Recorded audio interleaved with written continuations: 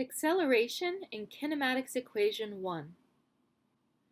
Velocity was defined as the change in position of an object over time. Velocity can also change over time. This quantity is called acceleration. Like velocity, acceleration is a vector quantity. Suppose the velocity of a particle changes from t1 to t2. The average acceleration can be found from the change in velocity, delta v, divided by the time interval, delta t. Therefore, average acceleration is defined like this: v2 minus v1, so final velocity minus initial velocity, over final time minus initial time. That's the change in velocity over the change in time. Looking at the equation, we see that the units of acceleration are the units of velocity, meters per second, divided by the units of time, seconds. So meters per second, well, that's the same thing as meters per second divided by seconds over 1. And then instead of dividing fractions, we can multiply by the inverse of the fraction in the denominator, so 1 over seconds.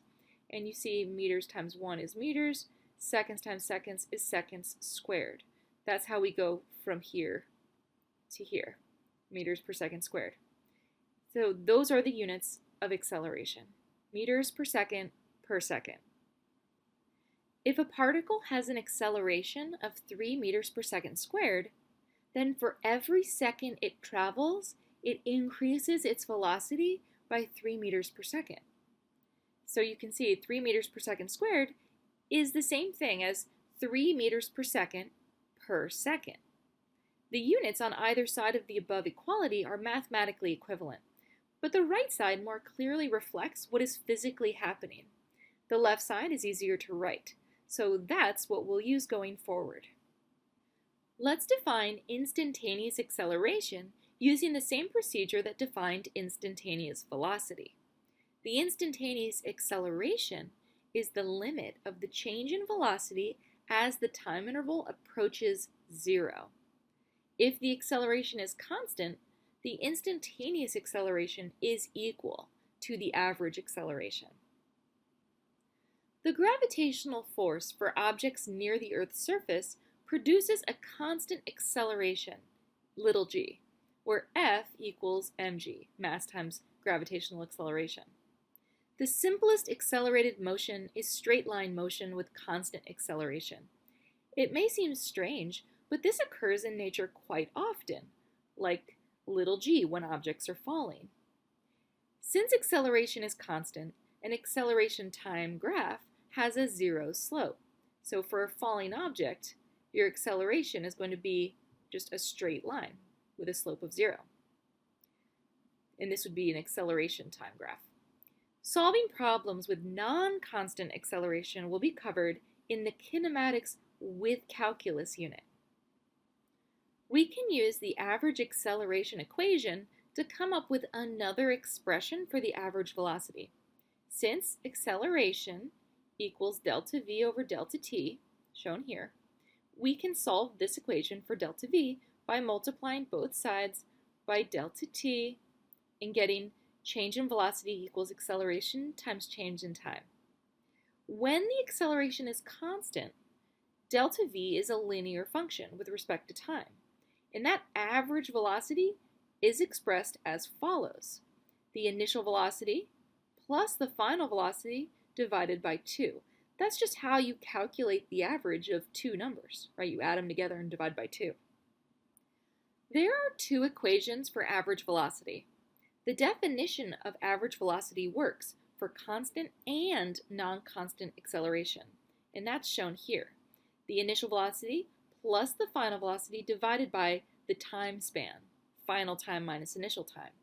This equation here, just derived, this one, only works for systems with constant acceleration, where you just average the initial and final velocities.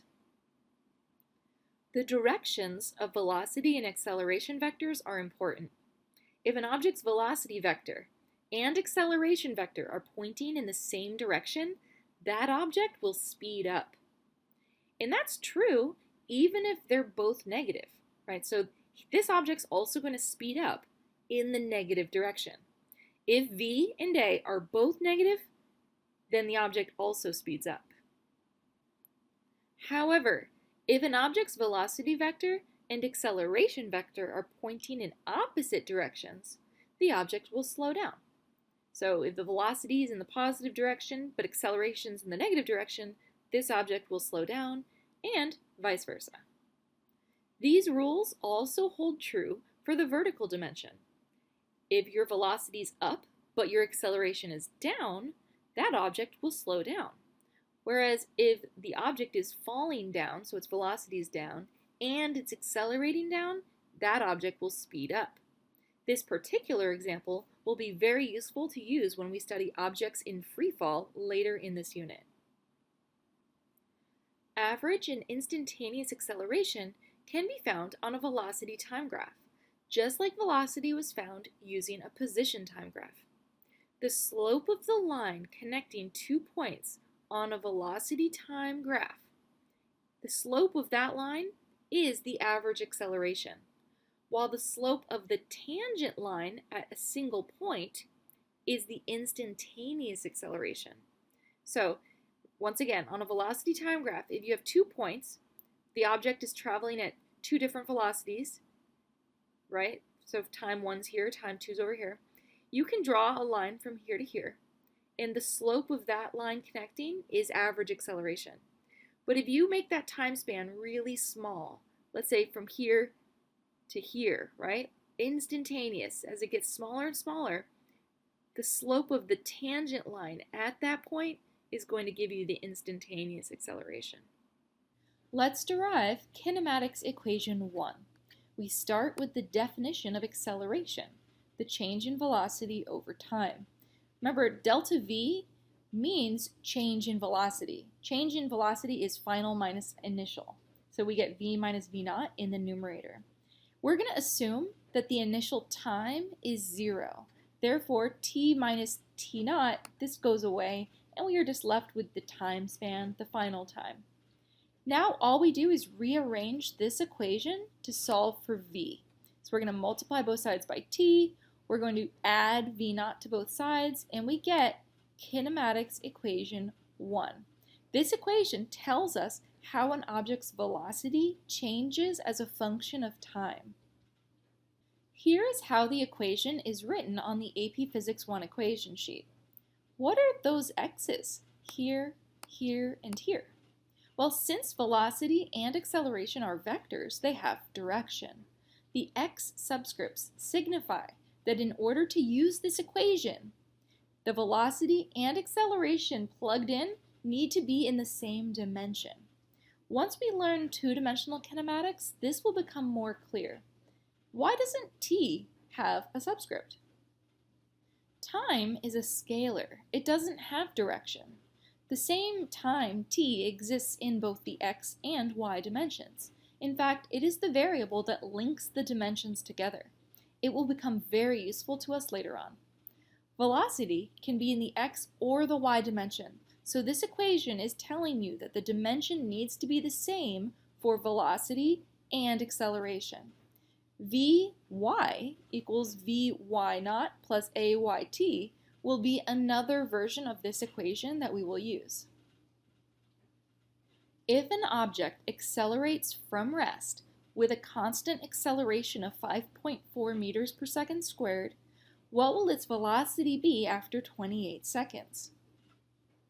Alright, so we write out our givens. We have an initial velocity of 0. That's kind of the secret given in here because it accelerates from rest. When you see from rest, that means the initial velocity is 0. We have an acceleration. We have a time, a final time here. Initial time is 0. So we can use kinematics equation 1. We don't even have to rearrange it. We just plug in our givens. So our initial velocity is 0, acceleration 5.4, time 28 seconds. Our final velocity will be 151 meters per second. An object is moving at a velocity of 23 meters per second. It accelerates to a velocity of 85 meters per second over a time of 8.3 seconds. What acceleration did it experience? First, we write out our givens. Our initial velocity is 23. Our final velocity is 85. The time span is 8.3 seconds.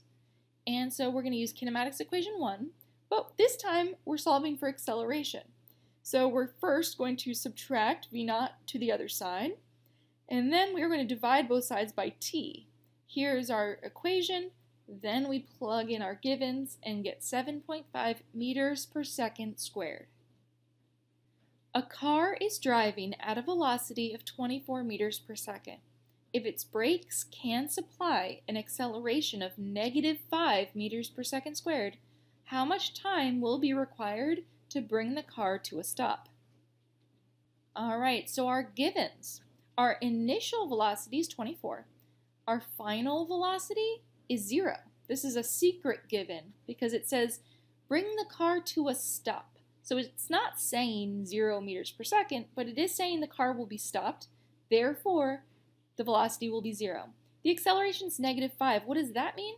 Well, it means if the car is driving this way, let's say, in the positive direction, its velocity, this means its acceleration is in the other direction. It must be in the negative direction. If they're in different directions, that means this object will slow down. So we're going to use kinematics equation 1. We are going to solve for time. So first we're going to subtract v0 to the other side. Then we're going to divide both sides by acceleration. Then plug in your numbers. Don't forget to plug in -5 for acceleration. And we get 4.8 seconds.